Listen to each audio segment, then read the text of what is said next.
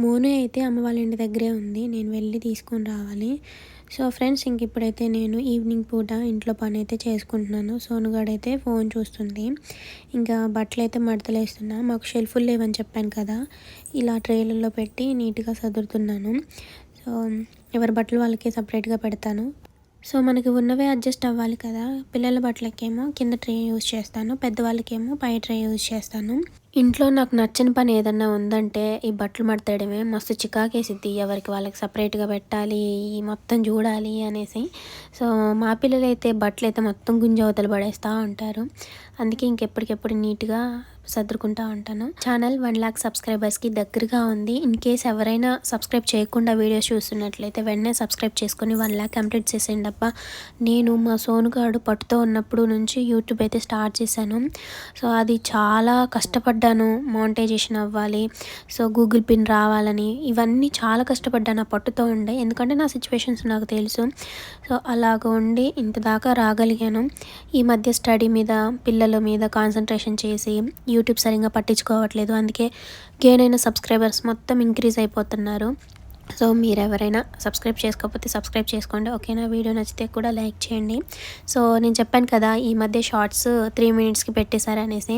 నేను ఇక్కడ నుంచి 3 మినిట్స్ అయితే షార్ట్స్ అయితే కంపల్సరీగా అప్లోడ్ చేస్తాను. మీరు నన్ను సపోర్ట్ చేయండి. మా సోనుగాడు అయితే 2 డేస్ నుంచి స్కూల్కి వెళ్ళట్లేదు. మా మోనుగాడు ఇంటి దగ్గర లేదు కదా, అమ్మ వాళ్ళ ఇంటి దగ్గర ఉంది.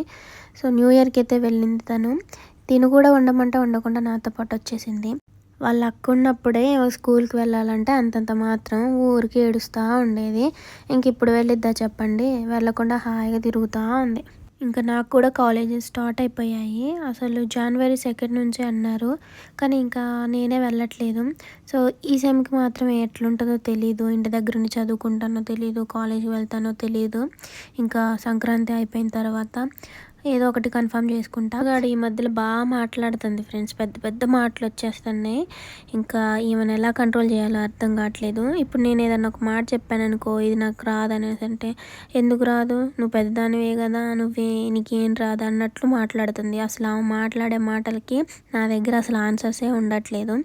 వీళ్ళు పెద్ద అయితే నన్ను ఎన్ని క్వశ్చన్స్ వేసి చంపుతారో నాకు అర్థం కావట్లేదు. ఏ వస్తువు అయినా దగ్గర ఉంటే దాని వాల్యూ తెలియదు కదా, దూరం అయిపోతే తెలిసిద్ది.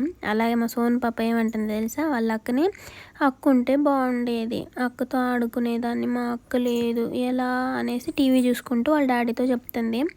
ఉన్నప్పుడైతే మస్తు కొట్టుకునేవాళ్ళు, లేనప్పుడు అక్క కావాలని అంటుంది. సో అందుకే అంటారు కదా, ఉన్నప్పుడు దాని విలువ తెలియదు, లేనప్పుడు తెలిసిద్ది అనేసి. సో వస్తువైనా, మనిషి అయినా, ఏదైనా అంతే కదా ఫ్రెండ్స్. సో